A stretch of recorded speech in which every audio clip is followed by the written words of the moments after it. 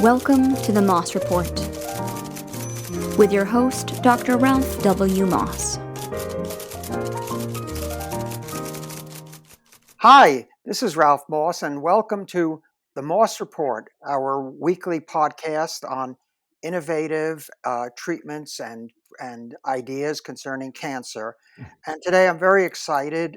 We have a really outstanding integrative oncologist with us, J. William LaValley, who I'll call Will because I've known him for over 30 years, isn't it, Will? About that. It's Yeah, I think you had just graduated from Baylor about that time, and we had formed the Office of Alternative Medicine in Washington, and I know you were a frequent contributor to that situation. yeah, Uh, those were heady days. and they were. We thought we were going to take over if not the world, at least the medical system. Didn't work out exactly that way, but okay. So, in any case, though, I made a lot of good friends. I'm sure you did too during that whole period of the late '80s and early '90s, and you were one of them. So, I think you occupy a very special niche, if you don't mind my calling it that, in the world of complementary cancer treatment because you really have devised your own philosophy, your own method of not only dealing with cancer, but dealing with the cancer establishment, if you will. And by that, I mean that you seem to be able to sort of do the alternative type things, but not in a threatening way, but in a way that actually integrates or tries to integrate with what the patient's currently doing vis-a-vis their conventional practitioner. Would you say that's a fair summary? Definitely integrating conventional oncology options with a broad range of molecular integrative oncology options. Absolutely. Hmm. And give us some idea of your own evolution. I mean, I know, are you Canadian by birth or No, American? American by birth. Ah, Um, I started in medical school. I was in a PhD MD program combined. uh-huh. The PhD side was in neuroscience, brain science, and Uh-huh. I got this opportunity to go to the People's Republic of China back in 1982. Remember back Hmm. then when Wow. China was pretty closed, and Yes. when you said China, people just assumed you meant Taiwan. Uh-huh. And I went there. It was an American exchange program with medical students, Mhm. and the what I've witnessed in China, where they were in the hospitals using what they called Western medicine alongside what we called alternative medicine, and there was their traditional medicine, Mhm. and they were blending them right there in the clinics, right there in the pharmacies, and that changed my worldview on what options could be available. I came back and after about a year and a half, dropped the PhD, completed the MD, and in 1986 finished medical school. And at that time in Texas, it was not a friendly environment for what was called at the time alternative medicine. Mhm. It was very, very antagonistic. And so there was a doctor about to retire in Canada, and um, I was invited by him to take over his practice in Canada, and I'd never been to Canada, and I Wow. went up after my family practice internship, went to his practice in Nova Scotia. He was about to retire. I said, I'll stay for 3 years to Mhm. get the equivalent of a residency as close as I could do, because back in those days, there was no training for the alternative or complementary medicine. And so Right. that wound up being 27 years. Wow. And I went back and forth every every month, 3 weeks in Texas and 1 week in Nova Scotia. Sometimes it was a little different, but basically had a clinic in Nova Scotia, in rural Nova Scotia, where I learned uh, the treatment of integrating conventional medicine, which was paid for by the government, Mhm. with non-insured integrative and complementary medicine, which at that time was called complementary medicine, primarily using natural product supplements, which in Canada hadn't been described as that. Interestingly, back in the 80s and 90s in Canada, natural product supplements were pharmaceuticals. They were regulated as pharmaceuticals, either over Oh, the counter or they had to be prescribed. And that led to a great deal of difficulty. And it actually formed the path that I wound up on because my patients couldn't have access to relevant products because there were not enough physicians prescribing natural products, so there wasn't a big enough market. So a black market or a gray market developed. People were selling supplements to each other out of their cars, and it wasn't good for the patients, for quality control. So we started a campaign with literally placards in the streets mhm, demonstrating in Canada for a separate regulatory category, because by then in the US, we had developed Dushea, where natural products were described as a subset of food, so food supplements. In right. Canada, they weren't going to do that. So we had this separate regulatory category, and I got appointed by the federal Canadian Minister of Health as the integrative and complementary medicine doctor to develop those regulations on a 7-year period. It was a committee that was there for seven Hmm. years, and it was in that committee that I learned about the biomedical literature in which there were tens of thousands of peer reviewed studies in the biomedical literature where researchers around the world for decades have been using natural product extracts, so plant extracts primarily, sometimes vitamins, minerals, even animal products. Fish oil is a prime example. But essentially, that where researchers have been using natural product extracts to understand the molecular behaviors, characteristics of cancer, and that's published, and I didn't know about it because it was not being taught to me. Certainly wasn't taught in medical school, wasn't taught after medical school, and PubMed had not yet been published. So when I Right. knew that this data was there, I still couldn't get to it because you had to go to a main medical school library. You had to Yes. be able to go into the card catalog and stacks and pull down the journals, and that just wasn't available in rural Nova Scotia and back here in Austin, Texas, where I am now and was always coming back to. That the even the main library, you still had to go downtown to get that Yeah, but information. most people don't realize that uh, up until the 90s, uh, PubMed, if you wanted to call it that, it was called Index Medicus, and Right. it was a series of enormous volumes that would take up, I mean, literally like 100 feet stacked up on a table. Uh, if you wanted to if you wanted to research some substance like curcumin, you'd have to go from volume to volume, look up uh, the reference if you could find it, because in those days there wasn't that much research on that. But let's just say on vitamin C or something, and then fill out a form, hand it in, and hope that they in the library that they have that particular volume. This was going on even until about 1990, I would say. So it was really a kind of a different world, really. I mean, we were sort of at the end of the 19th century in a way. I mean, that's how we were doing Right. our research. Was no different than the way that you know Oliver Wendell Holmes did his research, basically. So Well, yes, it resonates what you're saying. and in looking at what you were doing back in those days, and then thinking about this discussion we were going to have, and realizing that you essentially laid out the framework, the foundation for what has become integrative oncology. You're a father of integrative oncology, Thank you. and because you could navigate all that information Yeah. and others couldn't.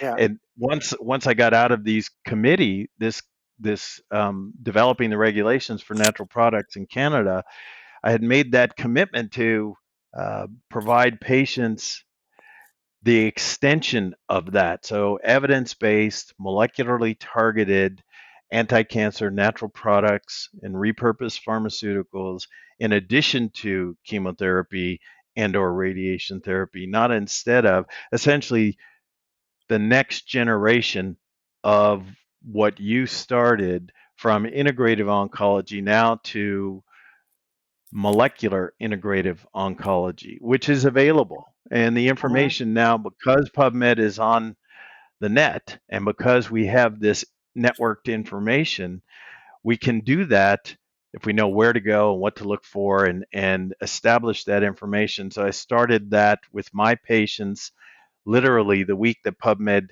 came online, which was January of 2006, and have been doing that ever since. And the Mhm. real key feature is understanding that the behaviors of cancer are the characteristics, the hallmarks that are described as the hallmarks of cancer, that Mhm. those are all the result of multiple overlapping molecular activities in the cancer cells and in the tumor microenvironment cells. And that's where we have a great opportunity, and even could go so far as to say in significantly an advantage with natural products, because natural products are inherently multi-targeted, molecular network targeted, and they work very well in concert with the conventional treatment to control progression of the cancer by controlling molecular network activity in tumor in cancer cells and tumor microenvironment cells through a broad spectrum of concurrent, well tolerated, molecular network targeted natural products and repurposed pharmaceuticals. And that's where the data is driving the field forward, not only in molecular integrative oncology, but also in conventional oncology, precision oncology, of looking at combination products and targeting molecular vulnerabilities. So we have great options and great opportunities going forward, and so I'm very grateful to have that opportunity. And we literally are standing on your foundation, your shoulders, that you Thank mapped you. it out early. Thank you. Yes, so I understand what you're saying. I don't completely buy the hallmarks of the way that Weinberg and Hanahan formulated their famous hallmarks of cancer. Most of it I do, but I have some problem with some of it. I wonder if you share some of my hesitation about that. For instance, they're very very late adopters, to put it mildly, of the metabolic aspect of cancer. They only brought that in their 2011 paper on the next, what was called next generation of hallmarks. Up until then, it was like Otto Warburg had never existed, and which is very strange in their Yeah, universe. sure, And sure, yet, that's been the most explosive growth, I would say, in the past 10 years, vis-a-vis overall thinking about cancer. Ironically, their paper came out the same year as Thomas Seyfried's uh, book, The Cancer as a Metabolic Disease. So I think sure. thinking has changed a bit, and I see that you, in some of your sample protocols that you were kind enough to send me, I mean, that you do use metformin, or you do recommend metformin, for instance, as a adjunctive drug, and that would be something Sure. that I think of as something that targets the metabolism of the cancer rather than the genome. What do you think? Right, absolutely. So I share um, your concerns, and the especially about the hallmarks of cancer. I think that the way that the the definition of the hallmarks of cancer came about. It was interesting when you read that initial paper. They're not putting it in any kind of a rank order. They're not putting Hmm. it in any kind of a temporal order, how it Right. develops. Right. And so it's always been confusing. I've looked at it in a holistic manner, and you can track the 10 activities that they're describing, Hmm. the 10 behaviors in a sequential progression, Uh-huh. and that makes it a lot easier to share with physicians or with patients. And it's incomplete, and there are gaps in there. Hmm. For instance, in the metabolic, the, as Dr. Seafried talks about, that the cancer is initiated through damage through the metabolic pathways in the mitochondria, Hmm. producing increased reactive oxygen species that then produce the mutations and the instability of the DNA. Yeah. And that's true. I think he shows some very compelling data about that. And it's also true in the other direction, where alterations in the DNA and exogenous stimulation that destabilizes the DNA can then cause damage in the metabolic Hmm. pathways. And so Sure. I think it's a kind of a vicious cycle.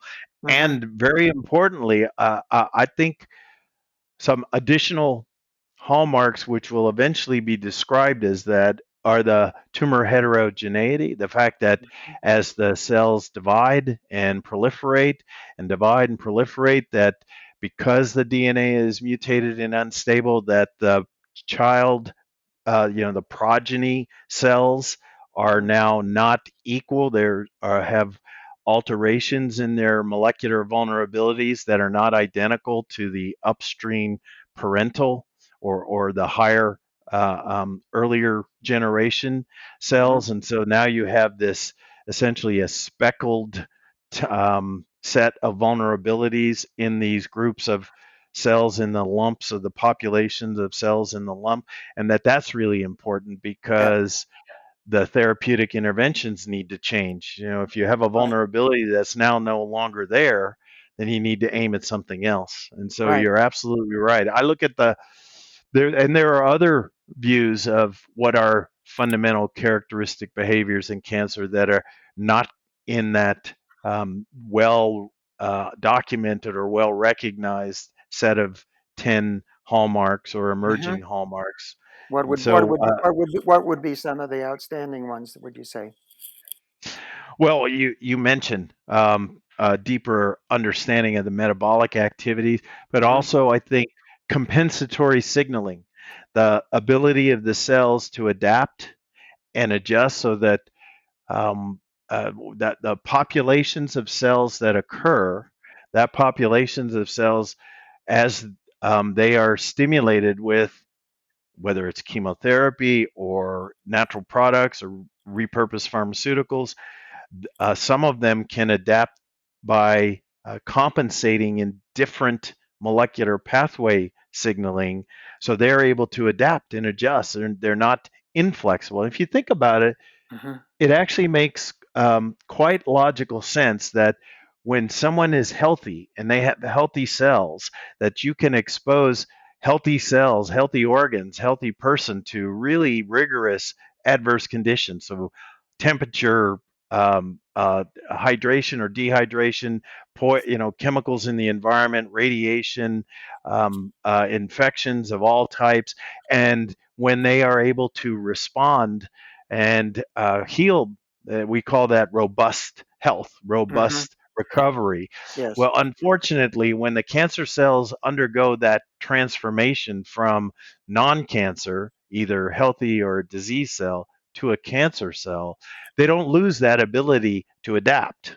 Hmm. That's something that is not well addressed. It is a little bit, especially with the efflux pump, so you can Hmm. see that where cells that are susceptible to being killed by the chemotherapy, some populations of those cells now can develop the ability to pump out the chemotherapy or Hmm. efflux the chemotherapy. Hmm. And interestingly, there are with certain types of chemotherapy, natural products that have the ability to inhibit those efflux pumps. Mm-hmm. And so you can use natural products to increase the sensitivity of the cancer cells to be killed by the chemotherapy.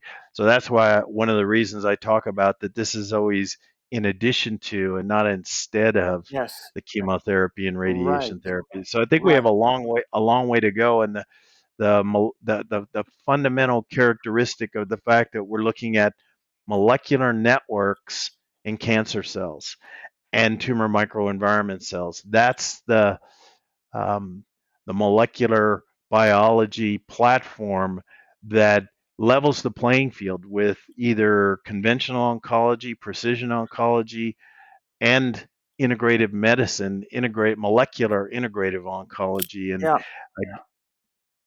Well, I think you've hit on something really, really important. Um, I just wanted to comment that, and I'm no molecular biologist, but as I look into this literature, it seems like so many of the characteristics that you're describing can be ascribed to the cancer stem cells if you accept the hypothesis that cancers are basically driven by this subpopulation of very aggressive, maybe 50 to 100 times more aggressive than the average cancer cell, that there's this special subpopulation that gives rise to a lot of the other cancer cells and does a lot of the things that you're talking about and that are in the hallmarks of cancer. So if you can absolutely. address the cancer stem cells, then you're probably blocking off the roads to the progression of the cancer, wouldn't you say? Yeah, absolutely. Targeting that, when you look at the research, there's much less research on cancer stem cells than there are on the tumor cell line, the cancer cell lines Hmm. themselves, and so it becomes a challenge to identify what therapeutic agents are available that we can say have anti-cancer or molecular effect on the cancer stem cells. Hmm. And absolutely, that is a major and important target. And you mentioned metformin earlier.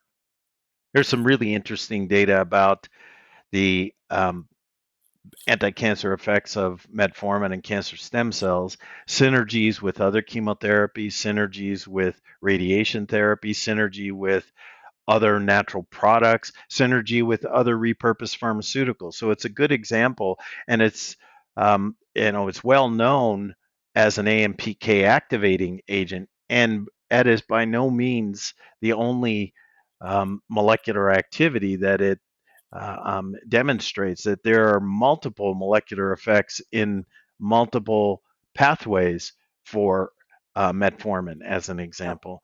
And so, how you want to look at it depends on what you're looking for. absolutely.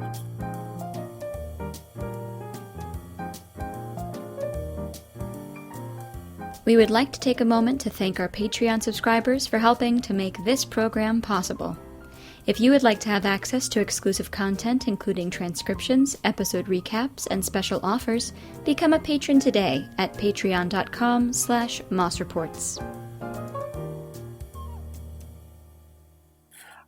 You mentioned in your bio this intense activity you've had with the people who did the Halifax project, and I'm wondering if you could describe that to people um, and explain a little bit what that was, and also what your involvement is with the people who formed that very important project.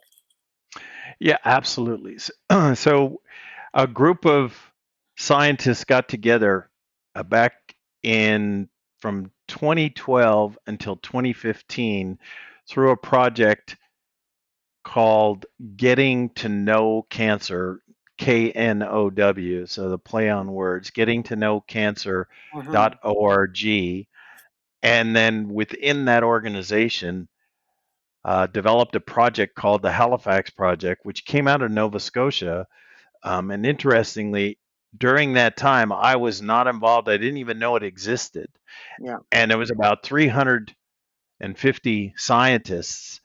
And what they did was they went through the literature and developed a series of papers that were then published in seminars in cancer biology. And seminars in cancer biology is a very high impact journal, in the top 6 or so cancer journals in the world. Mm-hmm. And in December of 2015, put out this open access full special issue with about 12 articles, taking each one of the conventional hallmarks and looking at each one of those conventional hallmarks through the lens of multi-targeting with natural products and repurposed pharmaceuticals. That's a generalization, but Mm-hmm. that's No. in overview what they did. And after that, that's when I got involved, because after I contacted them, they did a great job. Dr. Leroy Lowe, who coordinated and orchestrated that, I contacted and essentially spoke to him about that. That's exactly what I've been doing with my patients and Mm-hmm. getting the results. And so they moved on to a next generation version of the organization, and it's now called broadspec.org, Mm-hmm. broadspec.org. And the advisory board's quite prominent. There's a lot of people from prominent research universities, and then they also included me, which is I'm the outlier. Mm-hmm. And the reason that I'm there is because of the clinical experience of actually applying this very systematically with patients Mm-hmm. and making these treatment options accessible, understandable, practical, and into protocols that are rigorously evidence based and that are well tolerated. Because the key to implementing this science, talking about the science, excuse me, is one thing, but making it practical so it's well tolerated, that's really a key feature. That's really where the rubber meets the road. If it's not well tolerated, then all the science really isn't worth isn't really worth a hill of beans, Mm-hmm. because you can't implement it. And Yeah. that's something that I learned. That's something that I did learn in Nova Scotia, and in a rural system where it's a single payer system, unlike in the U.S. Mm-hmm. With the single payer system, people are, Nova Scotia's not doesn't have a very high economic base in the rural communities, Yeah. and so people didn't start out coming to an integrated medicine doctor. They virtually always came as a last resort, Mm-hmm. because why would you come to somebody if the government would pay for all your health care? Why would you go pay somebody? So they came at the end, and they virtually always had complex disease. And what I learned from that was you have to make the treatment plans work. And I learned something called value-based healthcare long before I knew what it was, because if the people didn't get well, they didn't come back, they didn't pay me, and they told everybody, because it's small communities. Yeah. And if they did get well, I could take care of my family. So I had a motivation that I didn't know was a motivation. I, in addition to being altruistic and loving the field, and being grateful to be a physician, I also realized that if these people didn't get better, I couldn't take care of my family. When they did get better, they did come back, they did pay me, and they told everybody. And Yes. so learning how to adapt a treatment plan that's complex, that fits their lives, that is personalized and customized, and that they can actually implement in a manner that's well tolerated for extended duration, that people, my patients taught me that. And so that's really the goal of the molecular integrative oncology. If you take it from its endpoint, which is to control the progression of the cancer, that in order to do that, we need to control molecular networks in cancer cells, cancer stem cells, and tumor microenvironment cells. And Hmm. in order to do that, we need to have a broad spectrum of well tolerated molecular network targeted overlapping synergistic natural products and repurposed pharmaceuticals. And so Hmm. that has to be done on a daily basis because the natural products and the repurposed pharmaceuticals are not like chemotherapy. Chemotherapy is great and you get it once in a while and you get really large doses, relatively speaking, but you don't get it day in and day out. Precision oncology medications, some of them are once in a while and some of them are on a daily basis, so long as they're well tolerated.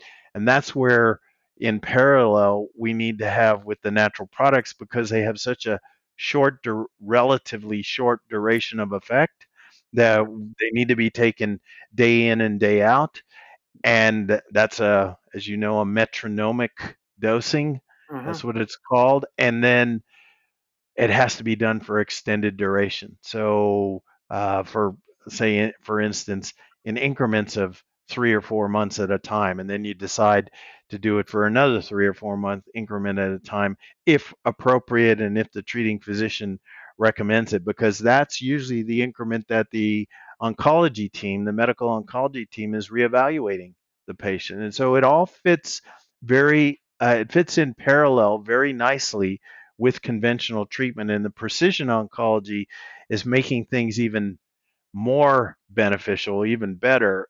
And there's amazing things coming down the treatment pipeline over the next 2, 3, 5, 10 years.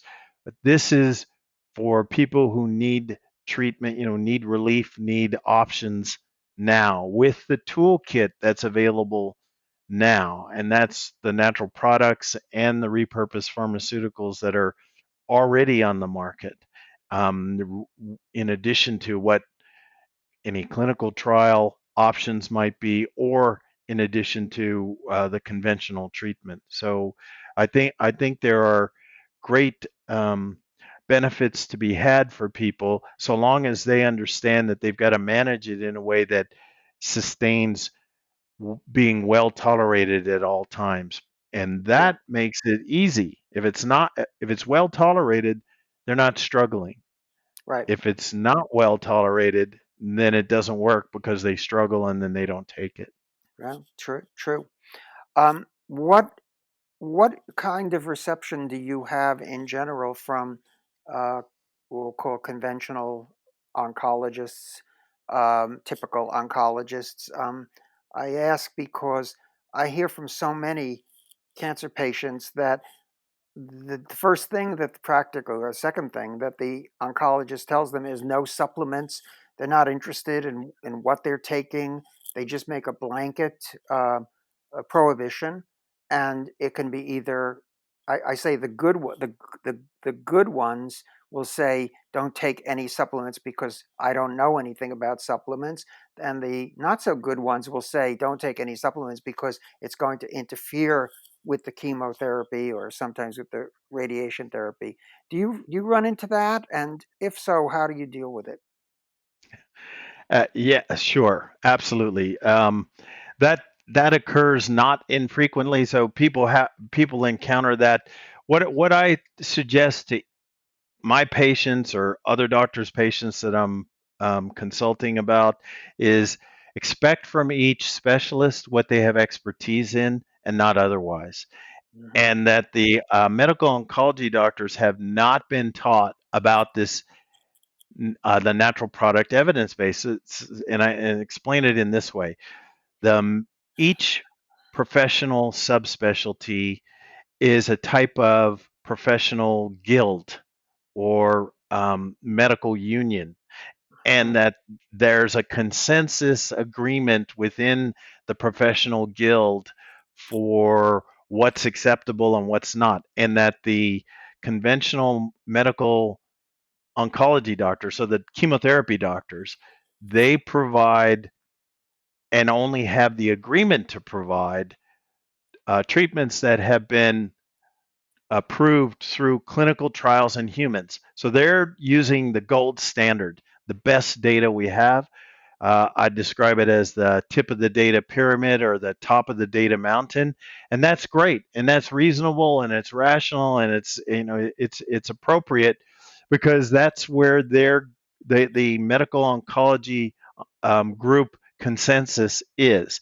And then if you dig deeper, if you look at how they got to those clinical trials in humans, they didn't come out of nowhere. They were built on these tens of thousands of peer-reviewed studies in the biomedical literature where researchers around the world used natural products and now more and more repurposed pharmaceuticals to evaluate the molecular activities in the cancer cells and the tumor microenvironment cells, where then the pharmaceutical companies then look at that information and say, well, here's a pathway that we want to target, and here's some molecules that we can use to do it.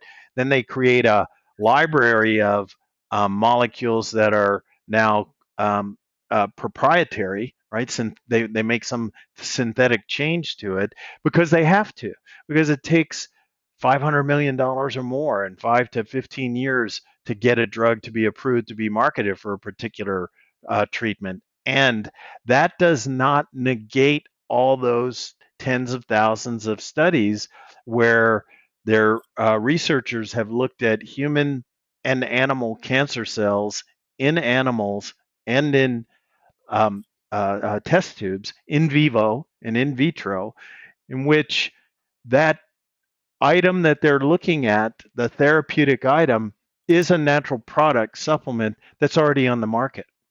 So, given no data versus the opportunity of using the data that is available to correctly or at least more coherently and judiciously choose natural products that are already available on the market, then that's the opportunity for the integrative medicine doctors, because the integrative medicine doctors are using, yes, clinical trials in humans when they're available, and there's not really that many, relatively speaking, in natural products or even the repurposed pharmaceuticals, because there's not the financial opportunity, the financial support for those kinds of clinical trials. And they can then look at the array of options that are available on the market, the natural products, and make reasoned, evidence-based choices, saying here are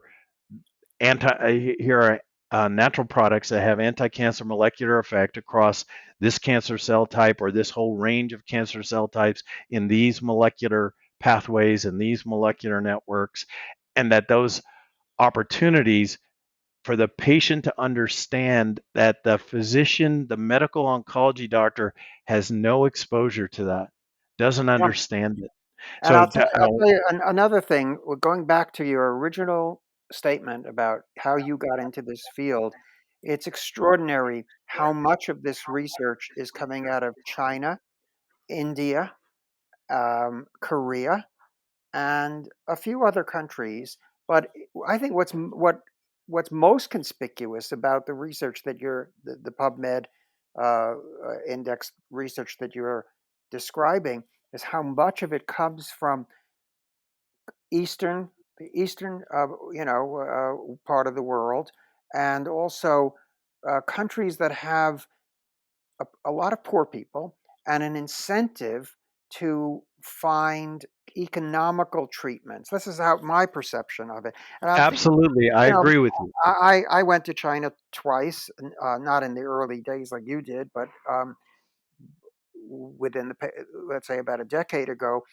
And I was giving a lecture, I think it was in Xi'an, and I was talking about all the, I forget the context, but about all the new targeted drugs that were coming out at that time. And I could see that there was sort of, people's eyes were kind of rolling up, skeptically or falling asleep or whatever.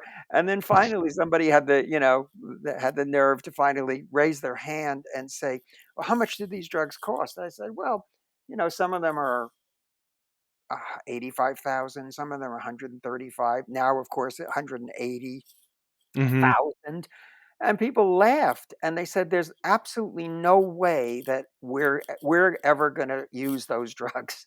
So now tell us about what we could, possibly afford to use. So metformin is, I think, the last time I checked, it was $4 a month for a prescription to metformin. It's a repurposed old drug, and these other supplements like curcumin and EGCG, green tea, and so forth. I mean, these are pennies, and you've had this dichotomy. And I wrote a book last year called Cancer Incorporated. I don't know if you had a chance to read it. It's available at Yes. my website, Moss Report. But it's like, what has happened to the field of oncology from the first time that you or I went to an ASCO meeting, American Society for Clinical Oncology meeting, to today, is the wholesale bribing of the top leadership of the oncology profession.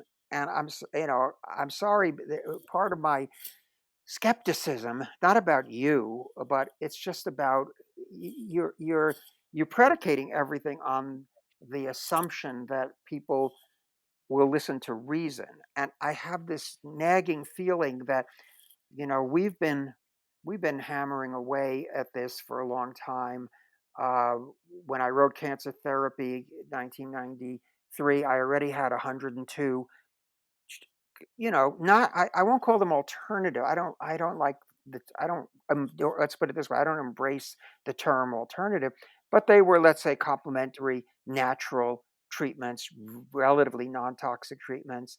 And I had this idea that if I put this into the hands, literally, of the leadership of the NIH and the NCI, something would change. And things changed, of course, and now we have this wealth of data on the natural treatments. It's getting to be a bit overwhelming in a way, but I don't see any movement within the standard orthodox oncology community in the United States. And you mentioned also in your bio, Will, that you've been involved with the Society for Integrative Oncology since its founding. And I looked this Yes. up the other day.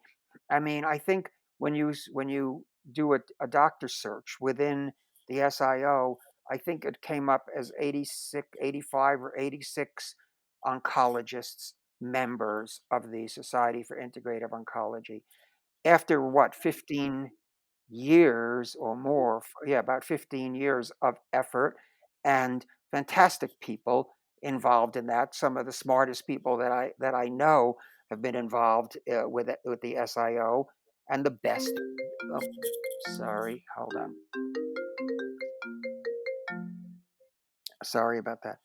So, and ASCO, of course I didn't, there was no ASCO meeting last year, American Society for Clinical Oncology, but the last time I went, there were 25,000 oncologists at that meeting in Chicago, and I understand they have like 45,000 members around the world.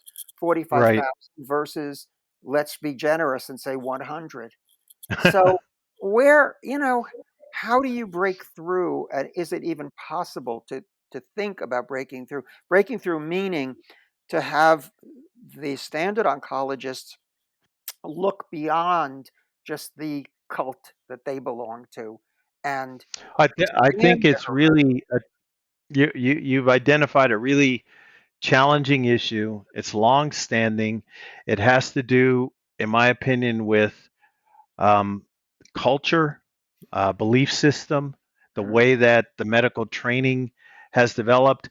So I'll tell you how it looks from my point of view is that consumer demand, patient demand, so patients and their families, mhm. when someone gets a diagnosis, there's a percentage.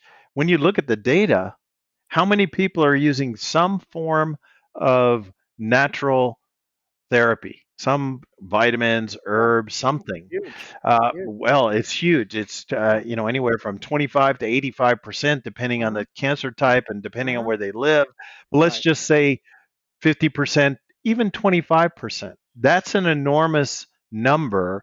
And very often they're either not disclosing that to their oncology doctor, or their oncology doctor, when they disclose it, is either antagonistic or Yep. dismissive. And that's not patient-centered care. The core fundamental criteria in patient-centered care from the patient's point of view is the patient's preference matters. And you can look at that. We in the American Medical Association and in the Canadian Medical Association, we've all agreed to patient-centered care.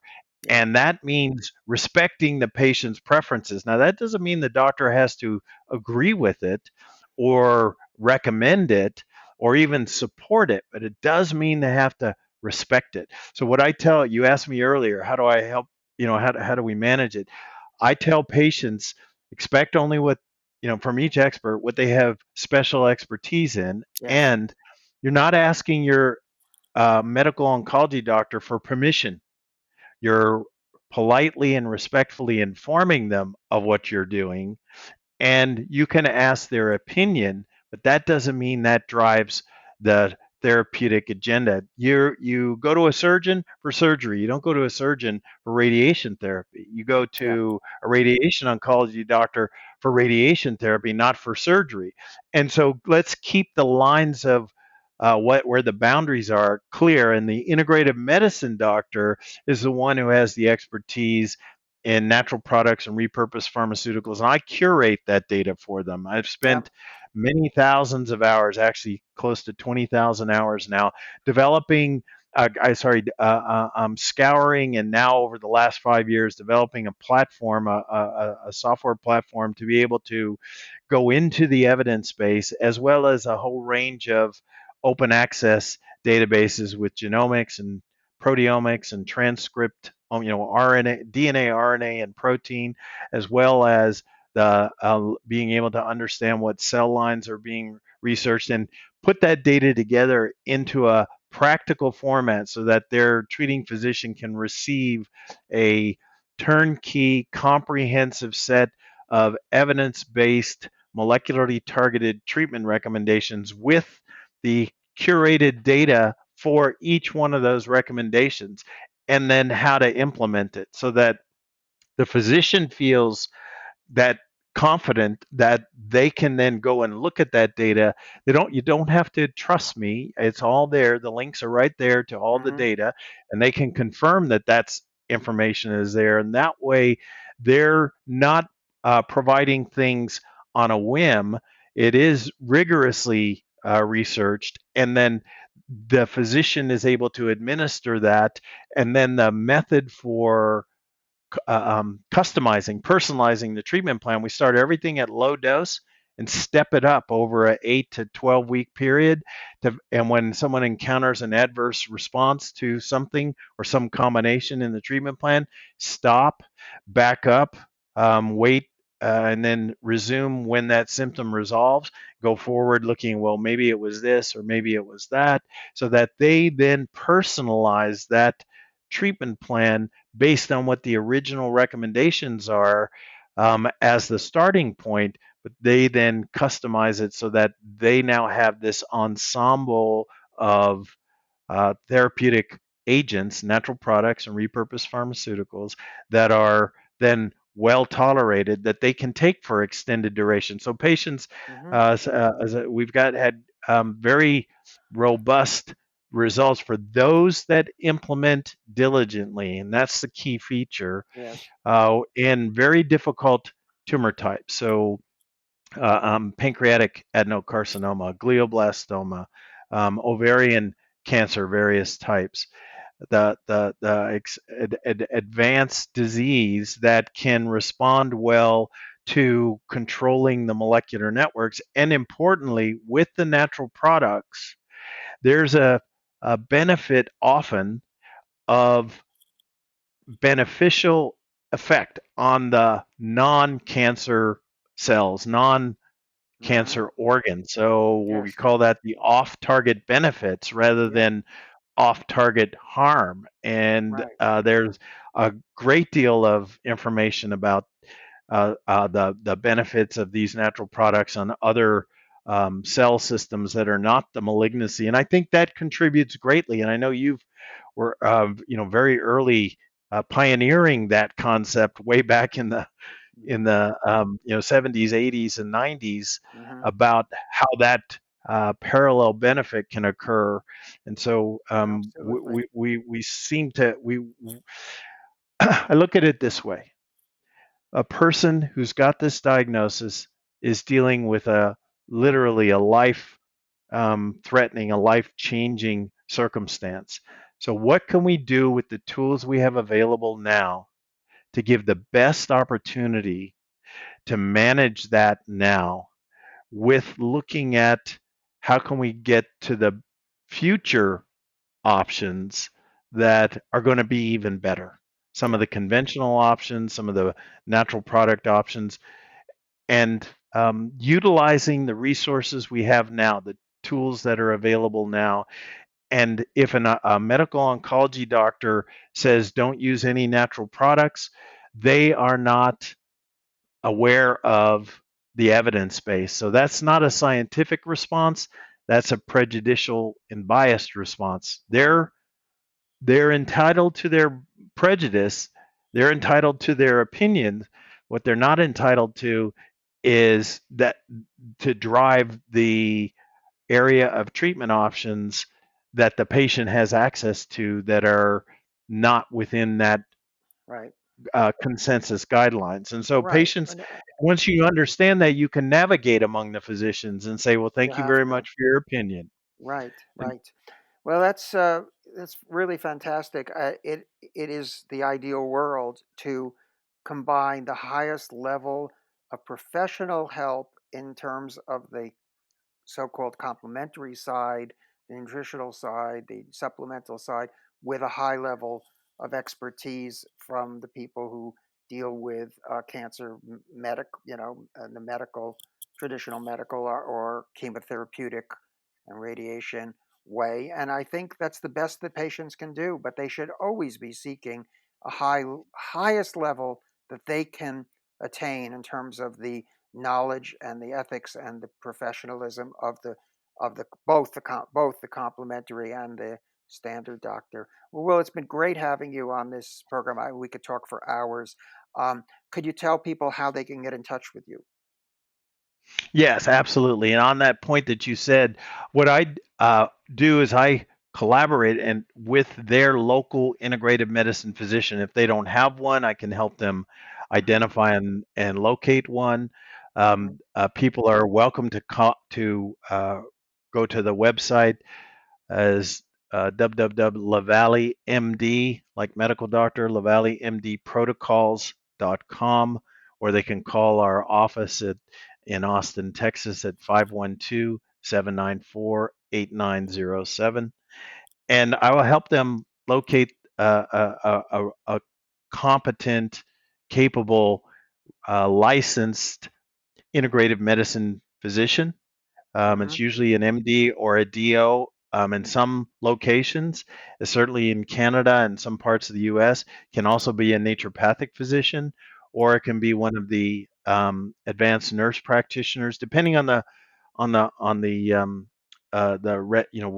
location, the geography, Yes, because the regulations are different around the country. I'm great. very grateful for being able to speak with you, Ralph. I appreciate it. A great pleasure, and I hope we will have you back on the show pretty soon.